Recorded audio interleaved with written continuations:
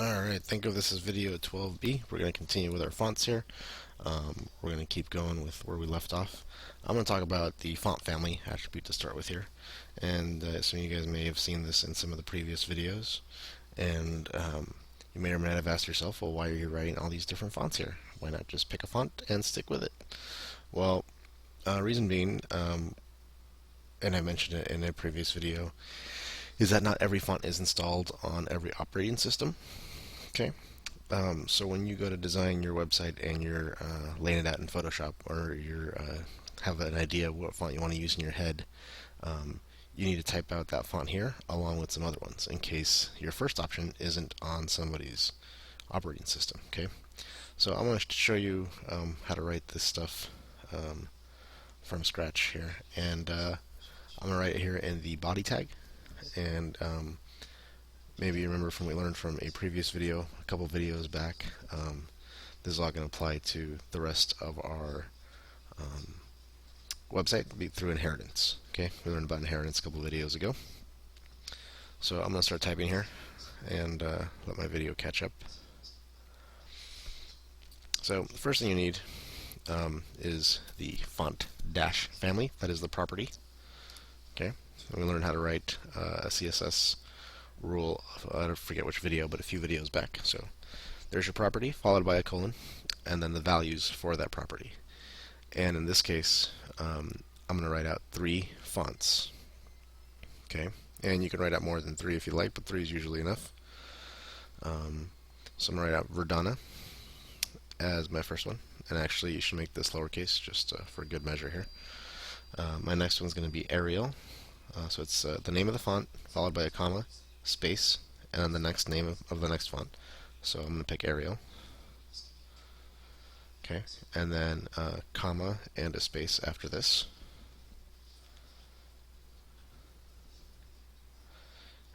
And I'm going to end this with kind of like a common denominator, you can say, sans serif. Okay, and we talked about what sans serif was in a previous one.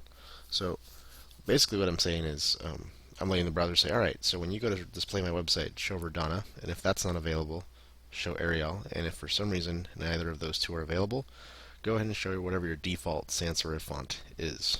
Okay, so this is how you would type it out. And really, you can type out whatever fonts you want in here. Try to stick to the fonts we talked about in the previous movie that are available to you, and make sure you end with like sans serif, serif, or monospace. So the browser has like a default in case those particular ones are not available. The other thing to take note of is if you have a font you want to use that has multiple words in the name. Okay, so you need to add spaces between each word to write out the name of the font. And for example, I'm going to use Times New Roman here. You can't just write out the name and leave it like that. That's bad syntax, and things will break and things won't work. So whenever there's a space and multiple words for a name, you need to wrap it in quotes.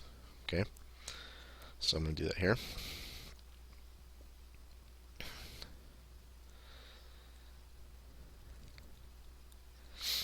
Video is a little bit slower. There we go. So Times New Roman would be one you would want to wrap in quotes. Okay. Obviously, Times New Roman is a serif font, not a sans serif font, so I'm going to go ahead and get rid of this and show you what maybe a serif line of fonts would look like. I'll get rid of Arial. And I would probably add Georgia before Times New Roman. In the previous video, we talked about how Georgia was meant specifically for screens and monitors, so I'm going to add that here before the Times New Roman. And I'm going to add one more here after the Times New Roman. Times, since Times is for Mac users and Times New Roman is for PC users. Times New Roman is generally not found on a Mac, and Times generally not found on a PC, but I think they're kind of interchangeable. So there you go. This was a serif line would look like. Okay. Now I have a few other properties and values here.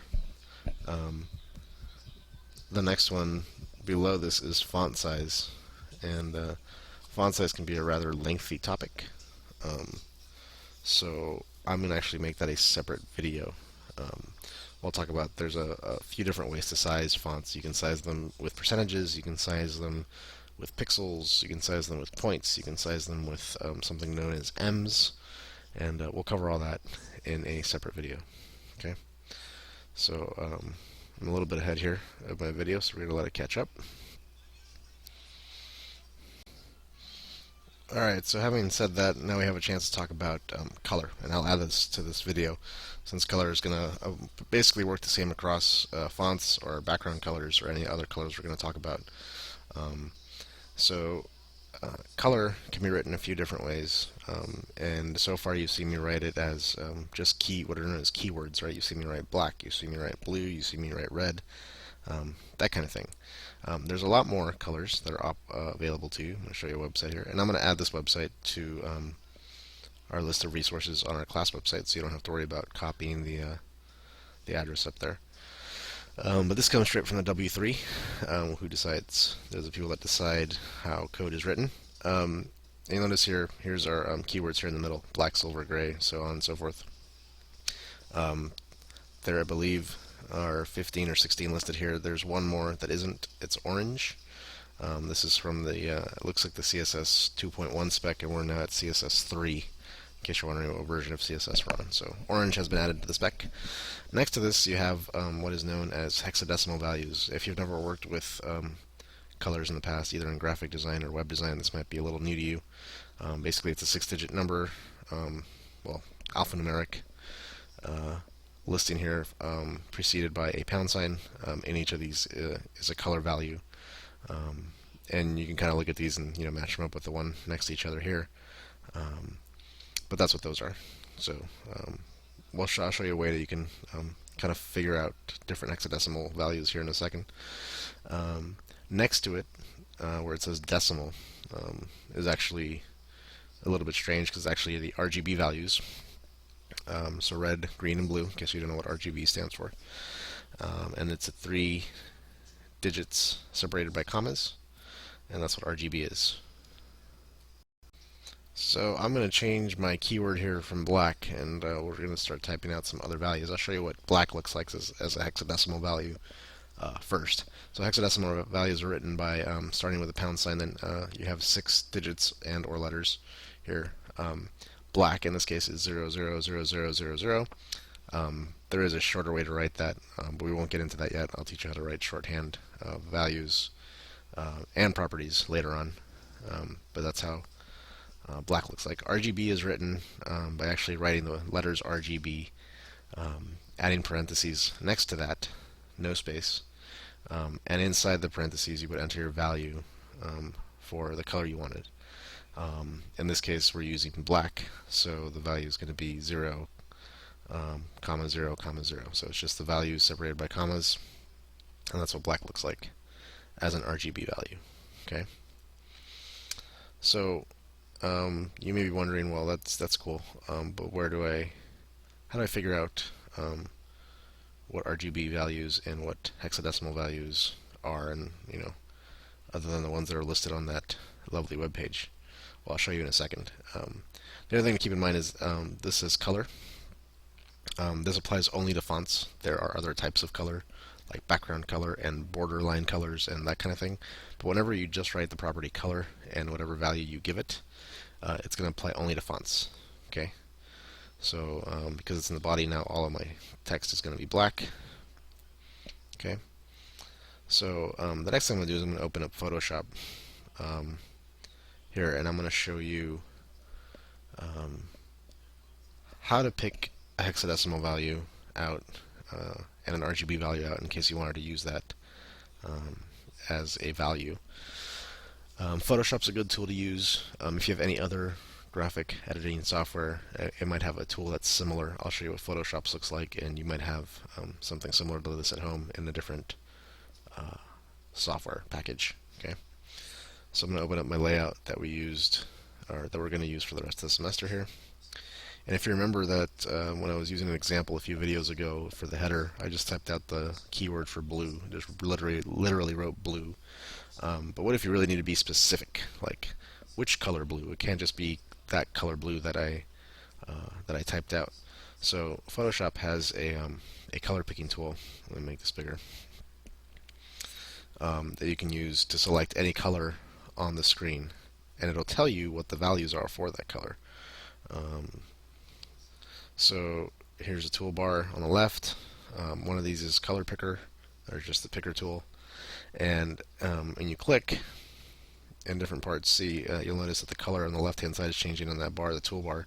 Every time I click, this box changes. This is my foreground color, what's known as a foreground color. So there's my gray, there's my white, so on and so forth. And once I have the color I want selected, I can double click on it or click on it once, and it gives me all these values, right? So here's my RGB value for it, if I wanted to write out the RGB. And here's my hexadecimal, which I am going to take and copy and paste. And I'm going to paste it in where it says black.